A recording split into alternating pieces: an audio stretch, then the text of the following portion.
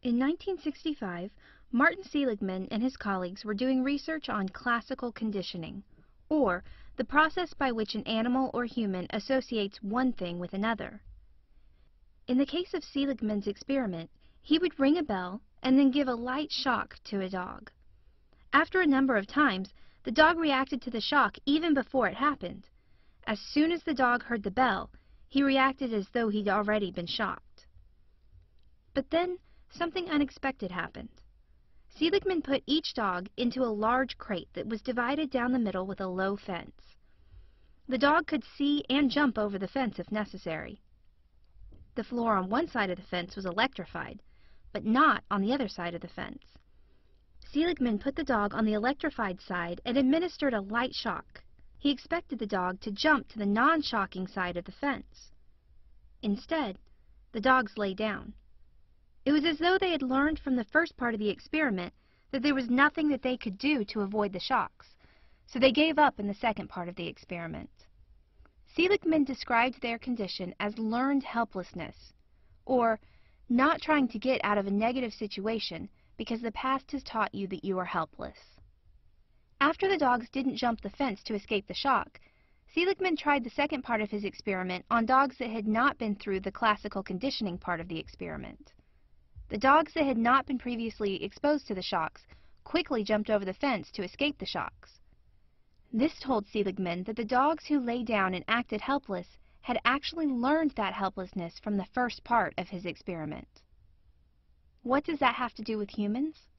At first, Seligman wasn't completely sure, but further research has shown that the way people view the negative events that happen to them can have an impact on whether they feel helpless or not.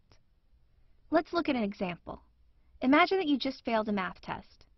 There are several things that you could say were the reason for that. I'm stupid. I didn't study hard enough. The test was too hard. Each of those reasons can be seen as a different type of attribution. An attribution is the factor that a person blames for the outcome of a situation. Attributions can be made for both positive and negative events.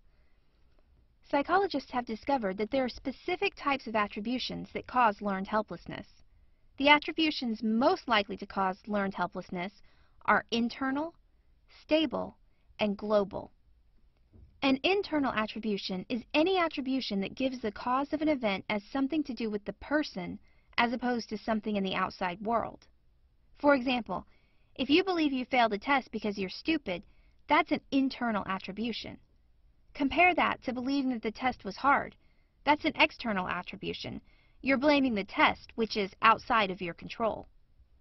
A stable attribution is one that doesn't change over time or across situations. For example, believing that you failed because you're stupid is a stable attribution. The fact that you're stupid won't change depending on the situation. Compare that to believing that you failed because you didn't study enough.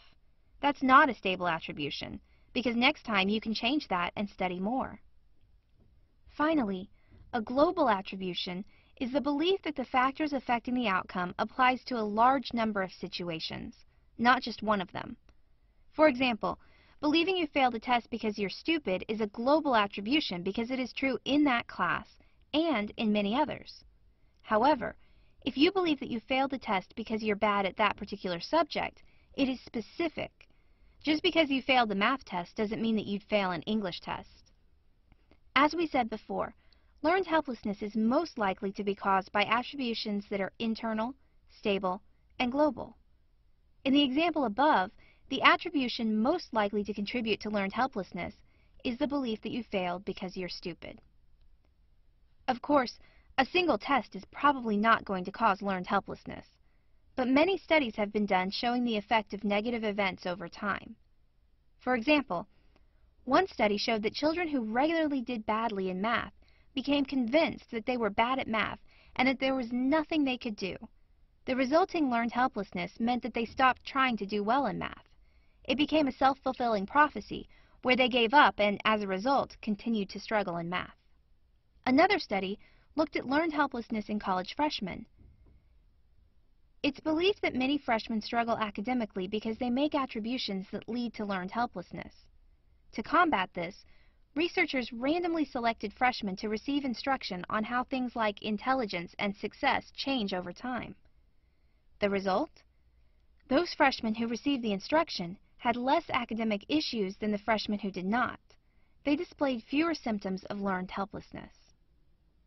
In addition to these studies, there have been many studies showing how learned helplessness can lead to depression. Learned helplessness also contributes to raising stress levels, reducing the ability of a person to learn new things, and decreasing a person's effort. This makes sense. If you don't think what you do will help, you're less likely to try. Learned helplessness occurs when people or animals feel helpless to avoid negative situations. Martin Seligman first observed learned helplessness when he was doing experiments on dogs. He noticed that the dogs didn't try to escape the shocks if they had been conditioned to believe that they couldn't escape.